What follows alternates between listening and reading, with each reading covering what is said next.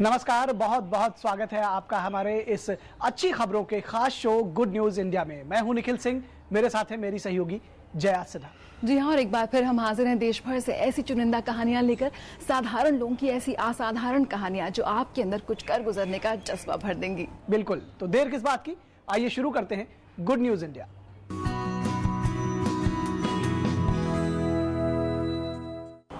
सबसे पहले आज बात करना चाहेंगे शिक्षा की। आज सिर्फ शहरों में नहीं बल्कि गांवों में भी शिक्षा के स्तर को बढ़ाने की पुरजोर कोशिश की जा रही है।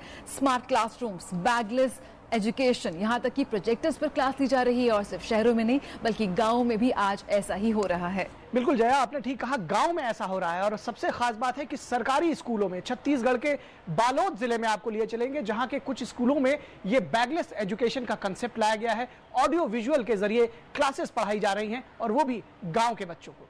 आइए आपको दिखाते हैं। छत्तीसगढ़ के बालोद जिले के सरकारी स्कूलों में इन दिनों एक नई क्रांति की तैयारी की जा रही है। ये क्रांति है नौनिहालों को स्मार्ट एजुकेशन देने की और साथ ही स्कूलों को डिजिटल बनाने की। यानी भारी भरकम बस्तों के बोझ से अब बच्चे मुक्त हो सकेंगे और आधुनिक तकनीक के जरिए उन्हें शिक्षा दी जाएगी।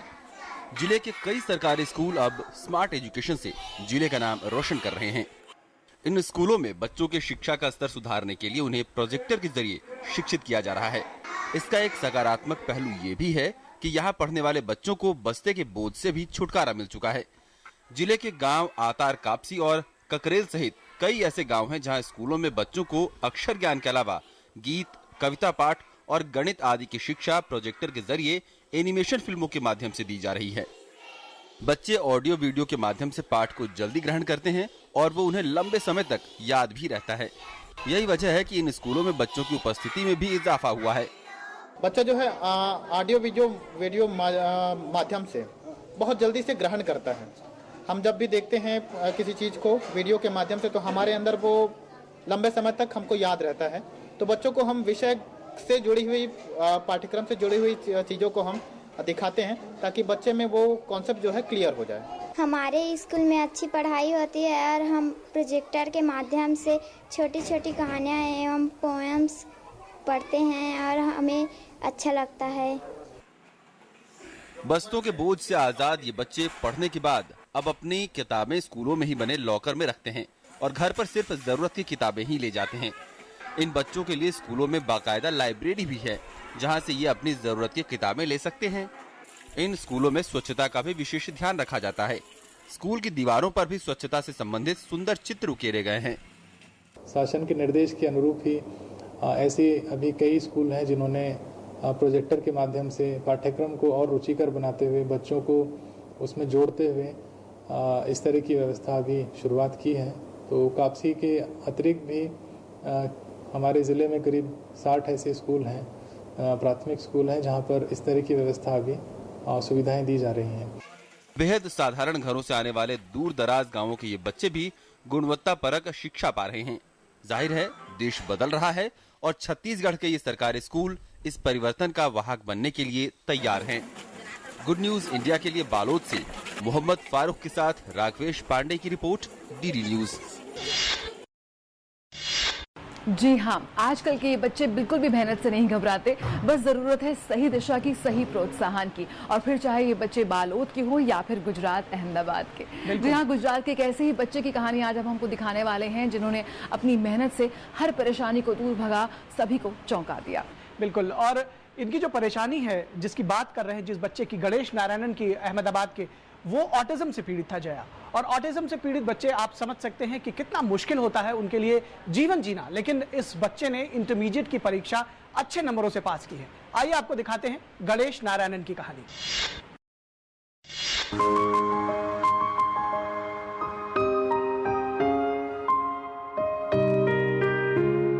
स्वलीनता या ऑटिज्म मस्तिष्क के विकास के दौरान होने वाला विकार है जो व्यक्ति के सामाजिक व्यवहार और संपर्क को प्रभावित करता है।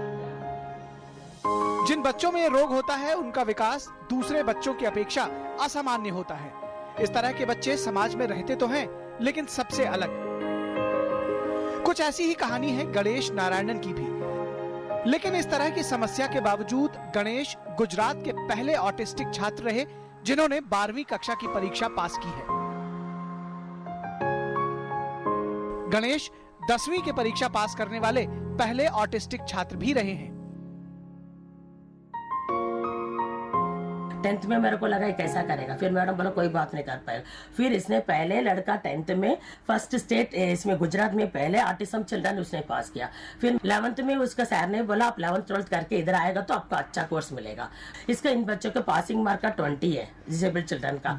मैंने उसके सिर्फ फोकस किया, उसको 20 मार्क्स कैसा भी आएगा, मेरे को ज्यादा मार्क्स नहीं चाहिए, इसलिए मैं ओनली उसका MCQs 1 वर्ड आंसर वो 2 मार्क्स और थोड़ा थोड़ा बाकी जो उसका कर सकता है वैसा बहुत मेहनत किया मैंने। वो सोच कर कैसे ढूंढ के स्कूल का बच्चे का सबका मेहनत के साथ इतना मैंने 11th 12th में इतना ही किया मैंने। क्या नाम है? गणेश। गणेश कैसे पढ़ाई करते हैं आप? कोर्स में पढ़ाते हैं। पढ़ाई कर रहे हैं? पढ़ाई कर रहे हैं। पढ़ने में अच्छा लगता है? दरअसल इस तरह के बच्चों का ध्यान रखने के लिए परिवार का साथ बेहद जरूरी होता है। ऐसे में गणेश की मां मालती के लिए यह सफर आसान नहीं था कि वो अपने बेटे को एक सामान्य जीवन दिला सके।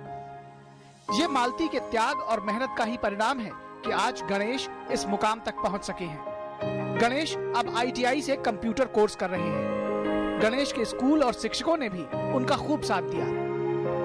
सब बच्चे इंटेलिजेंट लेवल के हिसाब से आगे आ सकता है, कोई बच्चे कम नहीं, एक अलग अलग होते हैं। मेरा बच्चा अकेडमिक आप ऐसा कंपेयर मत करिए, ये मेरा लड़का ये नहीं कर रहा है, ऐसा नहीं है। उसका दूसरा टैलेंट होगा, वो आप हिडन टैलेंट को फाइंड आउट करके उसका अच्छी तरह से करेगा तो एक एक बच्चे सच में आगे आ सकता है। और यहाँ की जो टीचर्स है रोशनी बेन,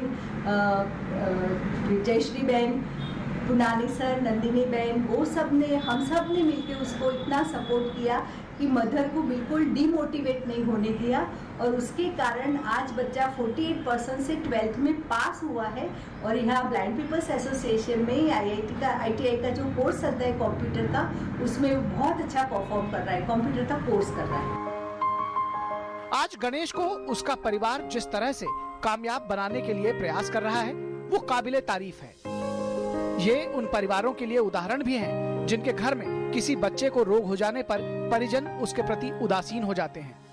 जरूरत इस बात की है कि ऑटिस्टिक बच्चों की रुचि जानकर उसके अनुसार उन्हें प्रोत्साहन दिया जाए ताकि वे भी समाज की मुख्य धारा से जुड़ सके। गुड न्यूज इंडिया के लिए अहमदाबाद से अंकित सिंह की रिपोर्ट, DD न्यूज। यहाँ रुकेंगे एक छोटे से ब्रेक के लिए, लेकिन गुड न्यूज इंडिया का सफर जारी रहेगा।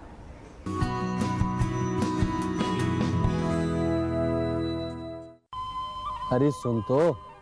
मुझे क्या सुनाना चाहते हो? जो सुनाओ मेरी सौतन को। किसको? अरे वही तुम्हारा मोबाइल फोन जिससे सुबह शाम दिन रात चिपके रहते थे और कहते थे किसान कॉल सेंटर से बातें हो रही हैं। अच्छा ये बात है। हाँ क्यों, क्या हुआ? अब बात नहीं होती क्या? अब तो झट से बात हो जाती है। ऐसा क्या? हाँ, अब तो ज्यादा लाइनें और खास तकनीक के कारण खेती के माहिरों से तुरंत बात हो जाती है। और अगर कभी लाइन व्यस्त हो तो अपनी समस्या फोन पर रिकॉर्ड करा दो, वहाँ से फोन आ जाता है और समस्या की हल का मैसेज भी आ जाता है। ये देखो आ गया। अरे वाह, इसका मतलब इंतजार की घड़ी अब खत्म। हाँ, तभी मैं सोचूं कि आजकल मुझ पर इतना प्यार क्यों आ रहा है। कृषि संबंधी समस्याओं का अपनी भाषा में तुरंत हल पाने के लिए पूरे भारत में किसी भी फोन से हेल्पलाइन नंबर पर संपर्क करें। किसानों का दोस्त किसान कॉल सेंटर। सरिता जी, इन दिनों आप अपने खान पान का ध्यान तो रखती हैं ना? अरे ये क्या, भोजन में साधारण नमक? आयोडीन युक्त नमक का इस्तेमाल करें। आपके शरीर में आयोडीन की कमी से आपका शिशु शारीरिक और मानसिक रूप से कमजोर हो सकता है। आयोडीन नमक इन सारी परेशानियों से आपको बचा सकता है। ये नमक बाजार में आसानी से उपलब्ध है। बच्चों को हंसता खेलता बचपन दें, अपनी संतान का भविष्य संवारें। सवारी जिंदगी चुटकी भर नमक, आयोडीन नमक। ये लो और बताओ। बस। अरे ये क्या भैया जी, बस इतनी सी रासायनिक खाद? किसानी छोड़ रहे हो क्या? किसानी नहीं, नादानी छोड़ रहे हैं। मिट्टी की जांच कराई है। अब तो लालाजी जितनी जरूरत है उतने ही उर्वरक खेत में डालेंगे। हाँ, किसान भाई आज ही अपने जिले की नजदीकी भूमि परीक्षण प्रयोगशाला में मिट्टी की जांच जरूर करवाएं और मिट्टी में पोषक तत्व, नमी व पौधे के विकास को देखते हुए केवल जरूरत के अनुसार ही पोषक तत्व डालें। और हाँ, मिट्टी में गंधक, जस्ता, बोरोन जैसे सूक्ष्म पोषक तत्वों का पता लगाना भी न भूलें। उर्वरक और जैविक खाद के सही उपयोग से भूमि का उपजाऊपन बनाए रखें, उत्पादकता बढ़ाएं, खर्चा घटाएं और बहुमूल्य विदेशी मुद्रा बचाने में भी सहयोग दें। और हाँ, धीमी गति से नाइट्रोजन उपलब्ध कराने वाले उर्वरकों जैसे नीम लेपित यूरिया को प्राथमिकता दें और यूरिया का पत्तों पर छिड़काव करें। अरे वाह, तू तो सचमुच समझदार हो गया रे। अधिक जानकारी के लिए संपर्क करें जिला कृषि अधिकारी या किसान कॉल सेंटर। जैसे सूट टाइप, मुझे ये ग्रीन या फिर ब्राउन। ठीक है, आप ये पैक कर दीजिए। सेब कितने का दिया?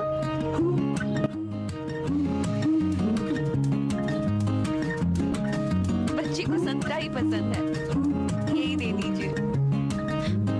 अगर आप माँ बनने वाली हैं, तो HIV टेस्ट जरूर करवाएं। बच्चे को HIV से बचाने के लिए जल्द ही पता लगाना और वक्त पे दवाई दिलवाना जरूरी है। करें वही जो बच्चे के लिए हो सही। हर सरकारी अस्पताल के ICTC में HIV की जांच एवं सलाह मुफ्त और गोपनीय है।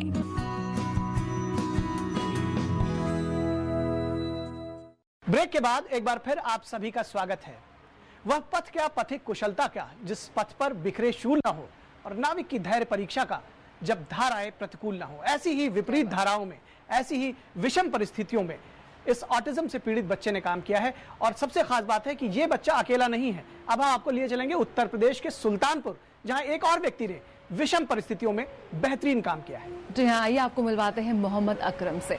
मोहम्मद अकरम एक मेधावी छात्र हैं, लेकिन क्या चीज़ है जो इन्हें खास बनाते हैं? मोहम्मद अकरम देख नहीं सकते, लेकिन उसके बावजूद उन्होंने अपनी पढ़ाई पूरी की है और MA में टॉप किया है। आइए मिलते हैं उनसे और जानते हैं उनके और क्या हैं सपने। ये हैं मोहम्मद अकरम, जिनके परिजनों में उनकी मेधा को लेकर दिए जाने वाले अवार्ड की खुशी है। दरअसल पूर्ण रूप से दृष्टिबाधित मोहम्मद अकरम डॉक्टर शकुंतला मिश्रा राष्ट्रीय पुनर्वास विश्वविद्यालय में MA हिंदी में अपने विश्वविद्यालय में सर्वोच्च अंक प्राप्त करके 2 स्वर्ण व 2 कांस्य पदक पाने का हकदार हो गए हैं। अकरम को परास्नातक हिंदी में सर्वाधिक 80.20% अंक प्राप्त करने पर 1 स्वर्ण पदक, कुलाधिपति का आलोक तोमर स्वर्ण पदक, मुख्यमंत्री का कांस्य पदक व समस्त संकाय में सर्वाधिक अंक पाने पर 1 कांस्य पदक से सम्मानित किया जाएगा। 24 अप्रैल को होने वाले तीसरे दीक्षांत समारोह में केंद्रीय मानव संसाधन विकास मंत्री प्रकाश जावड़ेकर व मुख्यमंत्री आदित्यनाथ योगी दिव्यांग मोहम्मद अकरम को सम्मानित करेंगे। मैं सबसे ऊपर उसमें टॉप किया हूँ 49 बच्चों में, जिसमें 6 दृष्टिबाधित थे और 4 ऑर्थोपेडिक और बाकी सब सामान्य बच्चे थे। उन सब के बीच में बैठ के मैंने जो है इस उपलब्धि को हासिल किया सर। लेकिन अकरम को हिंदी में PhD में प्रवेश न मिल पाने का अब भी मलाल है। अकरम का परिवार योगी सरकार में उनके बेटे को की गई अवार्ड की घोषणा से बहुत खुश है। बहन साइमा ने कहा कि उसे पूरा विश्वास है कि मुख्यमंत्री श्री योगी उसके दिव्यांग भाई को न्याय दिलाएंगे। बहुत दिक्कतें आती है रास्ते में चलते, बेचारे जो है मतलब हम लोग बहनें बहुत तकलीफ होती थी, जो है मतलब बहुत कुछ झेलना पड़ा, लेकिन आज सक्सेस हो गया। आज हम लोग इनको देख के बहुत गर्व महसूस करते हैं। अकरम प्रोफेसर बनकर ग्रामीण क्षेत्रों में शिक्षा की अलग जगाना चाहते हैं। उनका मानना है कि भ्रष्टाचार ज्ञान व प्रतिभा का हनन कर रही है। गांव के लोगों को भी उनसे काफी उम्मीदें हैं।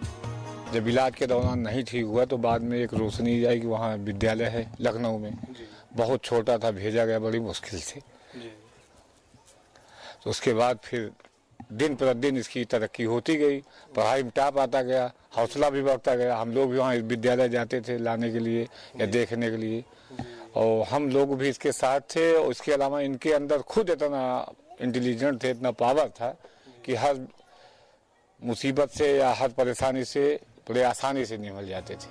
जन्म से ही पूर्णतया दृष्टिबाधित अकरम के परिजन शुरू में काफी निराश थे, लेकिन उसकी प्रतिभा व मेधा देखकर परिजनों ने उसका दाखिला लखनऊ में करा दिया था, जिसके बाद वो अपनी कक्षा में निरंतर टॉप करते रहे। और यही वजह है कि आज वो अन्य लोगों के लिए मिसाल बन गए हैं। गुड न्यूज इंडिया के लिए सुल्तानपुर से दर्शन साहू की रिपोर्ट, DD न्यूज।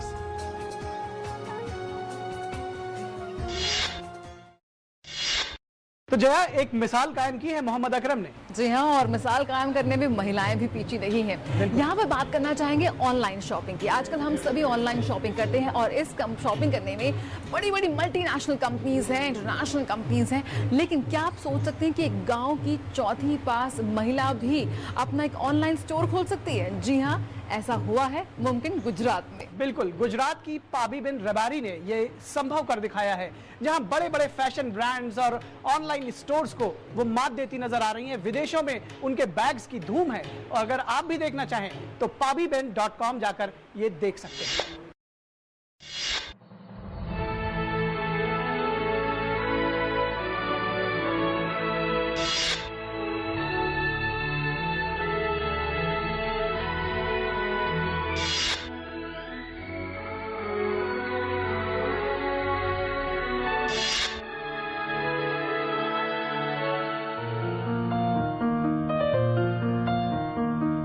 ये है कच्छ गुजरात की पाबीबेन।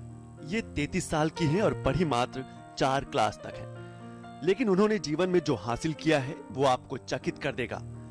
पाबीबेन ने प्रसिद्ध कच्छ के कसीदाकारी की नई शैली हरी जरी में महारत हासिल की है। वे अपनी अनूठी कला से श्रृंगारित महिलाओं के पर्स और बैग बनाती हैं। उनके बनाए बैग इतने लोकप्रिय हो चुके हैं कि उनका प्रयोग हॉलीवुड और बॉलीवुड की फिल्मों में भी हुआ है। उनके व्यवसाय को इतनी ऊंचाई तक पहुंचाने में पाबीबेन के हुनर का हाथ तो है ही, साथ ही सूचना तकनीक का भी बहुत बड़ा योगदान है। पाबीबेन की अपनी वेबसाइट है pabiben.com। इसके जरिए वे देश विदेश से सीधे ऑर्डर बुक करती हैं। ये 19 प्रकार के बैग अभी तक बना चुकी हैं, जिसमें ट्रेडिशनल बैग के साथ साथ डिजाइनिंग बैग शामिल हैं। पाबीबेन कहती हैं कि महिलाओं का सशक्तिकरण हो और वे आत्मनिर्भर बन सके, यही उनका सपना है। दूसरों का घरों का काम करती थी, साथ में हैंडीक्राफ्ट का काम करती थी और खेतों में काम करने के लिए जाते थे, माटी में काम करने के लिए मजदूरी करते थे। मैं 5 साल की थी तब मेरी दूसरी बहन 3 साल की थी और तीसरी मेरा पापा गुजर गए। उसके बाद 2 महीने के बाद उसका जन्म हुआ। ऐसा हमारा बचपना था। पाबीबेन पिछले 14 वर्षों से भुज के गैर सरकारी संगठन कला रक्षा के साथ जुड़ी रही हैं। उन्होंने ट्रस्ट की मदद के जरिए अपना व्यवसाय शुरू किया। आज इनके साथ 100 से भी ज्यादा महिलाएं काम कर रही हैं। साथ ही 60 ऐसी महिलाएं हैं जो हस्तकला की ट्रेनिंग ले रही हैं। ये महिलाएं अपने घर का खर्च चलाने में अपने पति का साथ भी दे रही हैं। ये जो हैंडीक्राफ्ट की जो प्रेरणा है ना, वो हमारे में वारसागत है और हमारी मम्मी डैडी सब करते हैं। ऐसे मैंने बचपन में सीखा और दूसरे लोगों का काम करते 13-14 साल से काम कर रही थी। पहले हम लोग घर का करते थे, पेन निकाले, फिर और दूसरे लोगों का करने लगी। जो देता था वो व्यापारी देता, व्यापारी का वो कोई संस्था जो देती और तो संस्था का काम करती थी। ऐसे मैंने बहुत साल तक दूसरे लोगों का काम किया। एक साल में मैं एक संस्था में मैंने 12 साल काम किया।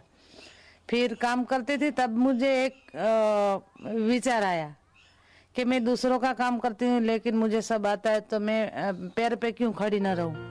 पाबीबेन के जीवन की राह मुश्किलों से भरी रही है, यहाँ तक कि उन्हें अपने गांव के बुजुर्गों से ही बहिष्कार का सामना करना पड़ा, लेकिन उनके पति ने हर परिस्थिति में उनका भरपूर साथ दिया।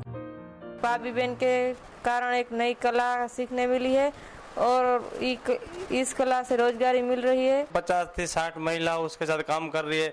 अभी उसका हैंडीक्राफ्ट का काम भी पूरा भारत में, पूरा विश्व में चल रही है और हमको जो ये भारत सरकार का अवार्ड भी मिला है, गुजरात सरकार भी मिला है, बहुत सारे सरकार का भी बहुत सपोर्ट मिला है।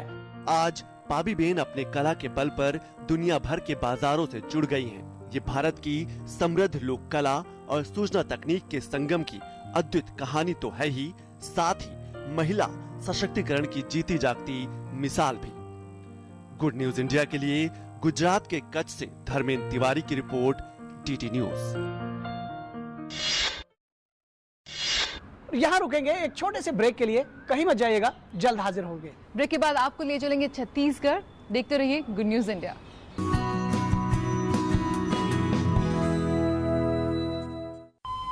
अरे सुन तो, मुझे क्या सुनाना चाहते हो? जो सुनाओ मेरी सौतन को। किसको? अरे वही तुम्हारा मोबाइल फोन जिससे सुबह शाम दिन रात चिपके रहते थे और कहते थे किसान कॉल सेंटर से बातें हो रही हैं। अच्छा ये बात है। हाँ क्यों, क्या हुआ? अब बात नहीं होती क्या? अब तो झट से बात हो जाती है। ऐसा क्या?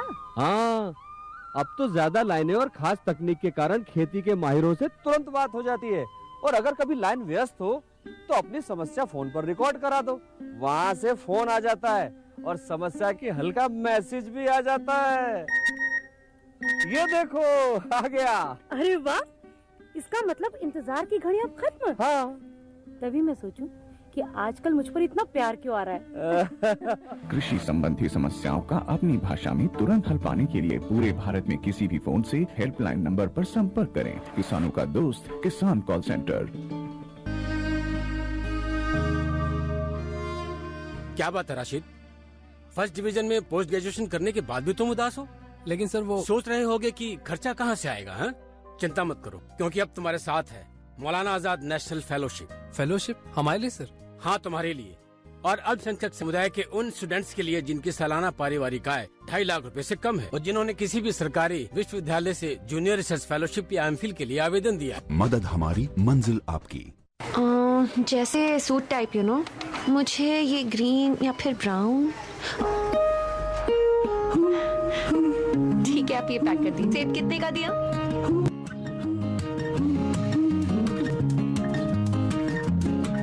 बच्चे को संतरा ही पसंद है, यही दे दीजिए। अगर आप माँ बनने वाली हैं, तो HIV टेस्ट जरूर करवाएं। बच्चे को HIV से बचाने के लिए जल्द ही पता लगाना और वक्त पे दवाई दिलवाना जरूरी है। करें वही जो बच्चे के लिए हो सही। हर सरकारी अस्पताल के ICTC में HIV की जांच एवं सलाह मुफ्त और गोपनीय है। अब मैं अपने लाइफ की सबसे बड़ी मूवमेंट लीड करने जा रहा हूँ, जो इंडिया के लिए बहुत जरूरी है। आपको खड़ा होना पड़ेगा मेरे साथ टीम स्वच्छ भारत मिशन का हिस्सा बनकर, और हम सब मिलकर एक ऐसा इंडिया बनाएंगे जहाँ हर कोई टॉयलेट यूज करता हो, क्योंकि जब सब टॉयलेट यूज करेंगे तो सब प्रोग्रेस करेंगे।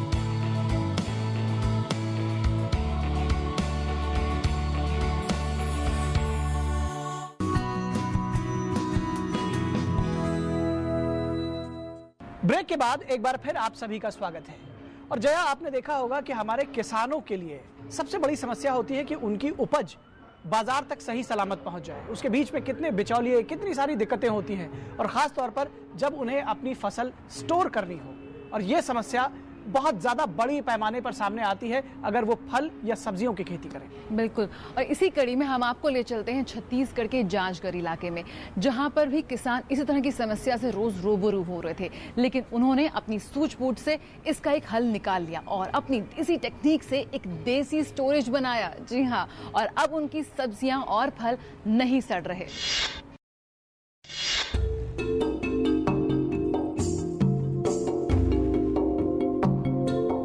आपने अक्सर देखा सुना होगा कि बेहतर सुविधाओं का अभाव और बाजार की शक्तियों की मनमानी के चलते किसानों को बड़ा नुकसान होता है।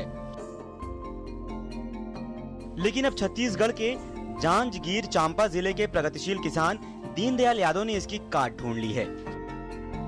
जी हाँ, दीनदयाल ने कृषि विज्ञान केंद्र के वैज्ञानिकों के सहयोग से एक ऐसा देसी कोल्ड स्टोरेज बनाया है जिसमें फल व सब्जियां तकरीबन 1 हफ्ते तक ताजी रखी जा सकती हैं।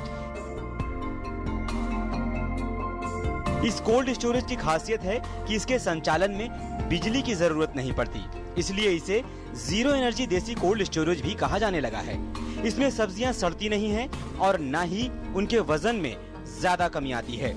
इस कोल्ड स्टोरेज को ड्रिप पद्धति से बनाया जाता है, जिसमें एक छोटी पानी की टंकी के जरिए पानी की सप्लाई ईंट व रेत से बने चैम्बर में की जाती है, जिससे रेत के कारण पूरा क्षेत्र ठंडा रहता है। ऐसे जीरो एनर्जी देसी कोल्ड स्टोरेज का उपयोग दूसरी चीजों को भी ताज़ा रखने के लिए किया जा सकता है। खास बात यह है कि इस देसी कोल्ड स्टोरेज को बनाने का खर्च महज 3 से 5 हजार रुपए तक आता है। बगैर बिजली के जो है ये देसी कोल्ड स्टोरेज हमारा संचालित हो रहा है। इसमें एक ड्रम लगा हुआ है और ड्रम से जो है पानी धीरे धीरे ड्रिप के माध्यम से जो है सिस्टम काम कर रहा है, इससे ठंडकता बनी रहती है। इसमें सब्जी हम लोग सप्ताह भर के लिए भर देते हैं और इससे जो है हम उपयोग करते रहते हैं। इस नवाचार ने दूसरे किसानों को भी प्रोत्साहित किया है और वे कम खर्च के इस देसी कोल्ड स्टोरेज बनाने में दिलचस्पी ले रहे हैं। जो कृषि के क्षेत्र में गाँव ला आगे बढ़ा है, ओकर नाम से हमारे गाँव ला आज देश विदेश में, राज्य के बजाय देश विदेश में जाने जाते। हमारे गांव के भी बहुत जन ओकर देख के बहुत जन आगे बढ़ी और आसपास के किसान मन भी ओकर बहुत सुंदर ढंग से लाभ ले। सरकार ने भी किसान के इस नवाचार को अपना समर्थन दिया है। आत्मा योजना के तहत देसी कोल्ड स्टोरेज बनाने के लिए 2000 रुपए तक की सहायता राशि दी जाती है। यह जीरो एनर्जी स्टोरेज सिस्टम उन सब्जी उगाने वाले किसानों के लिए वरदान है जो अधिक सब्जी उत्पादन करते हैं और तय वक्त में नहीं बिकने से सब्जी खराब हो जाती है।